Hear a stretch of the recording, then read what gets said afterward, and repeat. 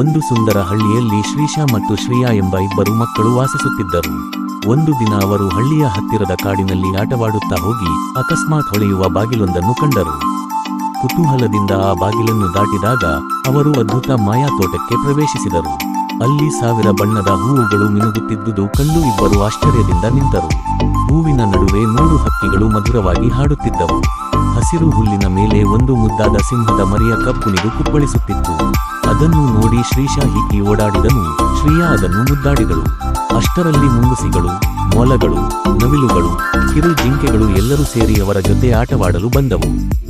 ಎಲ್ಲರೂ ಸೇರಿ ಓಟ, ಜಿಗಿತ, ಹೂವಿನ ಹಾರ ಹಾಕುವುದು, ಹಕ್ಕಿಗಳ ಹಾಡಿಗೆ ನೃತ್ಯ ಮಾಡುವುದು, ಹೀಗೆ ತೋಟವು ನಗುವಿನಿಂದ ತುಂಬಿತು.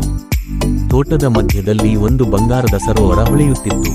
ಅದರ ನೀರಿನಲ್ಲಿ ಮುಖ ನೋಡಿದಾಗ ಅವರ ಮುಖದಲ್ಲಿ ಮಾಯಾ ಬೆಳಕು ಹೊಳೆಯಿತು. ಆ ಬೆಳಕು ಅವರಿಗೆ ಧೈರ್ಯ, ಸ್ನೇಹ ಮತ್ತು ಸಂತೋಷವನ್ನು ತುಂಬಿತು.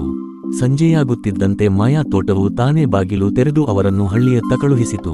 ಮನೆಗೆ ಬಂದ ಮೇಲೆ ಶ್ರೀಶಾ ಮತ್ತು ಶ್ರೇಯಾ ಇಬ್ಬರು ಆ ದಿನದ ಅದ್ಭುತ ಅನುಭವವನ್ನು ಎಂದೆಂದಿಗೂ ನೆನೆಸಿಕೊಂಡರು.